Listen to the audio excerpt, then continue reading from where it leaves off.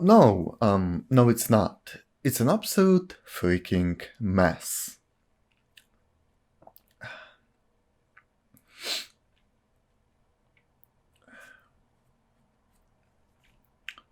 Fucking mess. I've meant it's an absolute fucking mess.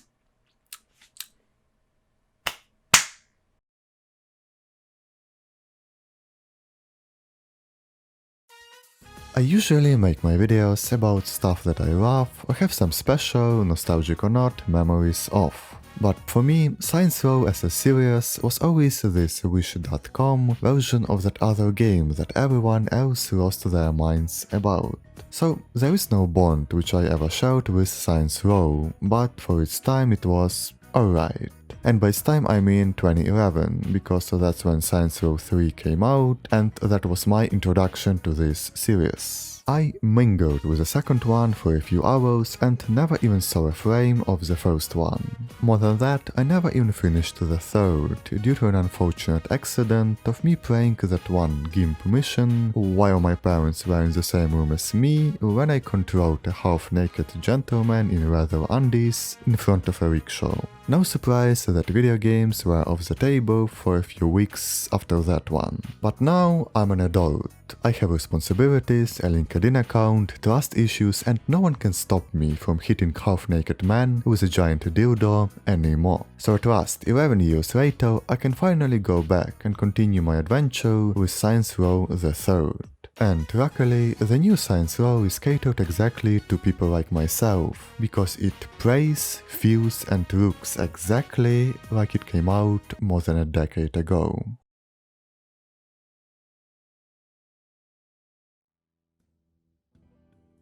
Even for 2011, the third felt like it was behind the tide of changing times. In that same year, we had Skyrim, which gave us a vast, fantastical new world to explore, Mass Effect 2, which combined tight story-driven drama with immersive world building through its semi-open locations, Dark Souls, which changed the gaming journalism forever, and of course the giga unit of gaming that made a whole generation obsessed with cubes and fisting trees. All of those games are vastly different from each other, but all of them have open worlds at their core. However, each one approaches its open worldness in totally different manner. So as a result, all of those worlds have completely different purposes, styles and just general vibes. And the third doesn't have that feeling. Even in 2011 it felt derivative and archaic in its approach not only to open world, but basically everything else. It is still fun to run around and explode stuff, don't get me wrong, but the city was dead and not interactable at all. The story felt like an excuse to put you in rooms filled with the same two enemy types, and the act of gunning down people you disagree with was quite crude and pretty basic. The whole game wasn't bad, it was just okay. However, what was okay for 2011 won't fly in 2022. The very general subgenre of open-world games has had a massive boom in 2010s. What started with Minecraft and Skyrim ended up with masterpieces like Breath of the Wild, Elden Ring, and also 20 different Ubisoft games that are perfect if you want to torture someone with OCD. Plus, something like Red Dead Redemption 2 and Witcher 3 made the bar for story expectations so much higher than it was during GTA San Andreas times. Open-world games are inescapable these days, but at the same time we expect every single new one to top what came before and bring something new to the table. Hell, even Assassin's Creed changed their formula at some point, before they completely ran it into the ground once again, but at least they tried. However, the new Saints Row just refuses to change its already pretty stale approach to, well, to everything. It still lives in an era when you had to have an obligatory turret section in like every single mission. More than that, when I have to go through countless never-ending waves of enemies the first time, it's cute and nostalgic. But when the constant flow of bullet sponges is the thing that happens every 5 minutes, then it becomes really old really fast.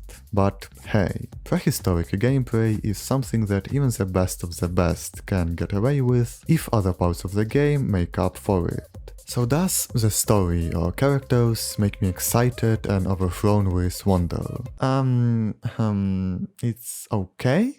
Yeah, I guess okay would be the right description. There is this snarky, oh look, we are so ironic and relatable vibe that makes it impossible to take anything seriously, which is fine by itself. It just makes it really hard to actually be involved in the story and not treat it like a series of Twitter shitposts, which probably is the whole point of this game, so why am I complaining? I mean, I'm sure there is a deeply complex message here about the oppressive nature of late-stage capitalism, which forces young adults into the world of crime as the only path to earn a competitive paycheck in our current times. Or perhaps it's all just an excuse to blow stuff up.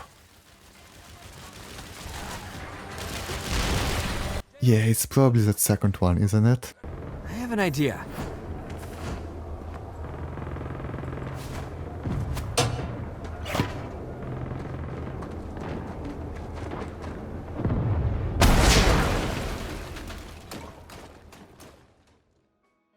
Out of all games, the new Saints Row reminds me the most of Shenmue 3. At some point the original Shenmue games were synonymous with progress and next gen. You could explore the city, have a job, and even look at stuff in your own hands. In 1999 that was mind-blowing. And that's why these games are among the favorites for so many people. But if you, my fellow Zoomer, try any of those games right now, I'll guarantee that you will lose your mind. Shenmue influenced so many games, but by itself it's a product of its time, and its time has passed long ago. It is full of so many things which just seem unacceptable for a modern game. You wander through the entire game with basically zero direction of what you should be doing. The voice acting is it's a trip. Sorry, your arm will make it 100. We'll see about that. Might as well get ready. I got you. You can miss story crucial events if you are too late or too early. The jobs you take are mind-numbingly boring, well at least that one is still realistic, and you achieve basically nothing throughout the entire game because it was originally planned as an introduction in the 8-part game cinematic universe, I guess. And back in 99 all of this was fine. It was the Wild West and people were still figuring out what works and what probably shouldn't be a feature in your multi-million piece of interactive art. But with time moving forward, so many lessons have been learned, which means that we don't have to endure the horrors of text-to-speech voice acting anymore. Oh yeah, you're leaving for Canada soon. So the new Shenmue should have learned from the mistakes of its own games and look at games like Yakuza, which basically perfected what the original Shenmue aimed for. But Shenmue 3, for some unfathomable reason, refused to do any of that. Because they said some thugs came by. Yes, but it sounds like they're not from around here. Still, that's worrying. Even for you? Yeah. I admit, I'm a little unsettled myself. It's like we had a time capsule in which Shenmue 3 was confined for 2 whole decades before it was unfrozen and released into the brave new world, while Yakuza had an epic tale which continued through multiple games and spin-offs with insane action as well as storytelling that kept you on the edge of your seat the entire time. Shenmue 3, which came out after all of that, had loading screens for every single chair you pick up. There's a loading screen for moving the chair. I just gotta move the table. Oh, that's a big table. That's gonna be a big old loading screen on that table. If you don't innovate, you'll be forgotten. Shenmue learned the hard way, and the new Saints Row is about to repeat that lesson once again.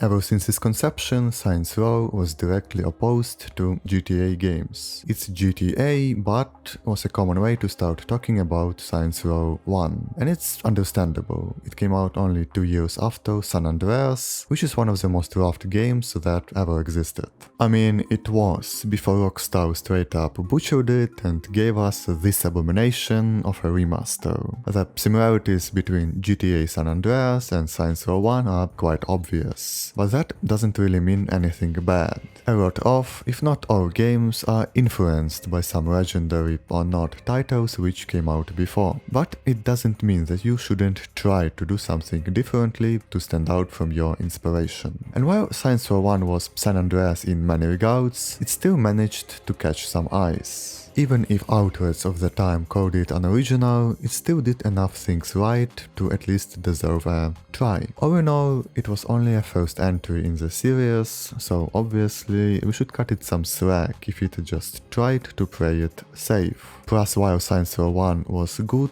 but somewhat bland, the second one is considered by many to be the peak of the entire franchise. While directly competing with GTA 4, those games had totally different vibes. While Let's Go Bowling game tried to be gritty and tell a serious story, Saints Row 2 was much more upbeat and had some pretty wacky stuff going around. I still hear people talk about Saints Row 2 even these days, so it must have done at least something correct. And by the time I got to the series in the third, Saints Row had already established a quite unique style for itself. If Rockstar decided to take the series into a more down-to-earth realistic setting, with a lot of satire of American society, then the third decided to throw any resemblance of realism out of the window and just tell an insane action-packed story which does cool stuff for cool stuff's sake and nothing more. And I'm totally up for this kind of stuff. I feel if this series decided to continue and develop this unique vision, you could have had something really exceptional and one of a kind. But New Saints Row feels like a rethread or even muttered version of the third.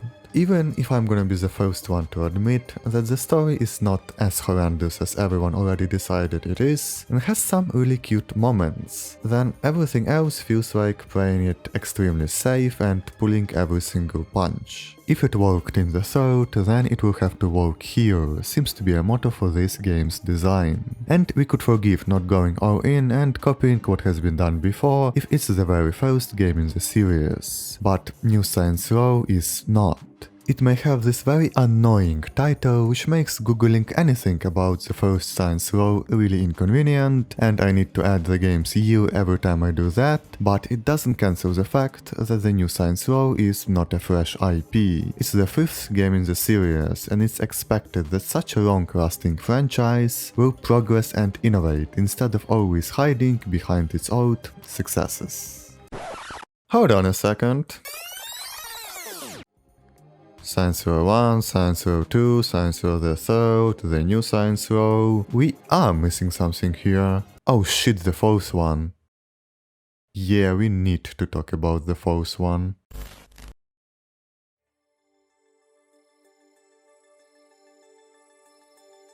There are two directly opposing camps when it comes to Saints Row 4. One thinks that it was a lazy cash grab and the worst one in the entire series, while the second says that it's when Saints Row has peaked. And I'm not gonna lie to you, I'm in that second one. Oh, and also I did lie to you, but at the very start of this video, because I do have nostalgia and great fucking memories of Saints Row. Saints Row 4, to be precise. And I like to be fucking precise. I do feel that the subgenre of criminal stories about tough middle-aged men discovering that criminality is indeed very bad did become very stale over the years. Yes, GTA was great and sold a shit ton of copies, but when every single game tried to put GTA skin all over their digital faces to assume its identity and become one with infinite profits, then I started to lose my interest in this whole shtick. Call me old-fashioned, but I do like playing more than one game till the end of my days. I know, very controversial opinion these days. And honestly, the majority of these GTA-inspired games did try to put their own spin on the established formula, like Sleeping Dogs, not to be confused with Watch Dogs, or critically acclaimed Cats and Dogs. Anyways, Sleeping Dogs told a kung fu-infused story about crime families of Hong Kong, which took inspiration not only from GTA, but from classic action films like Hard Boiled as well. And already mentioned Watch Dogs used sleek hacker style to create a story about vengeance and how Facebook may indeed steal your personal data to organize a hit and run on your niece. So it wasn't all copy and paste when it comes to open world crime games. Those games really tried to forge something new and take their stories beyond crime is bad levels of complexity. But how far can you really take it when you are confined to this one very specific subgenre of interactive storytelling? And that's why Saints Row 4 felt like a breath of fresh air. Going on a suicide mission to save Washington from being nuked, becoming the US president, being attacked by aliens and then getting thrown into a virtual jail, which is a simulation of the city from the previous game. I didn't actually spoil anything for you just now, because that's literally the first hour of this game. Yeah, if you thought that the thought was as insane as it can get, then you are in for a ride. Honestly, after going back and replaying it, I think I would do a disservice to this game by putting it in the same line as GTA, Sleeping/Watch Dogs, or even any of its prequels. I think it would fit much better with something like Prototype, if that one had less edge, or latest Spider-Man, if Peter did a dick joke like every 5 minutes. Set your GPS from the map in your hub. Hub. It's like a digital information pad. You know, like those mobile devices all the kids have these days? Cool, can I play games on it? I don't play games. Can I get porn? To be fair, there is nothing like Saints Row 4. Is it a game about gangs and criminality? Yes. Is it a tale of alien invasion? Yes. Is it a visual novel? Yes. A mech game? Yes. A satire of every single game genre ever created? Yes. A space opera about destroying an intergalactic ancient empire? Hell fucking yes. Some sequels just give you more of what you want. They give you a new map, a pair of shinier pants, and some story that is kinda original, but never strays too far from its predecessor. And some might say that Saints Row 4 in its sheer absurdity went too far and lost that down-to-earth charm of Saints Row 2, or the perfect balance between insanity and believability of the third. But if I wanted more of Saints Row 2 or the third, then I'd booted up those games instead. I don't need just more of the same thing. I want not knowing what will wait for me every time I start another mission. Will it be a standard shooting arena with nothing extraordinary, or perhaps a 20-minute Metal Gear Solid homage, which forces me to kill an evil version of myself at the very end? Who knows? Everything is possible if you are Saints Row 4. So when we have this monument of uniqueness, which exists beyond the boundaries of genres, common sense, or just simple decency, then why the hell would we want a reboot which refuses to do any of the above and gives us plain and boring mediocrity instead? Yes, the story of Saints Row 4 is hard, if not impossible, to follow up. But I feel that you either try and dive even deeper into the world of absolute lunacy, or just stop and let this franchise to finally die. But that wouldn't generate any profits, would it? And so we are stuck with a game that is soft in every single aspect of it. I don't even know for whom this game was made in the first place. The fans of the originals would certainly not appreciate all of their favorite characters being Thanos snapped out of existence, and the crackheads fans of the fourth one, like myself, are wondering why we can't pilot a spaceship and fistfight a 3-meter alien. I guess in the current world of remakes and remasters, nothing can stay truly dead anymore. And that means that even the things that we have such great memories of will inevitably be dug up and filled with foam, to appear like they're still alive and not rotting in front of our very eyes as we speak.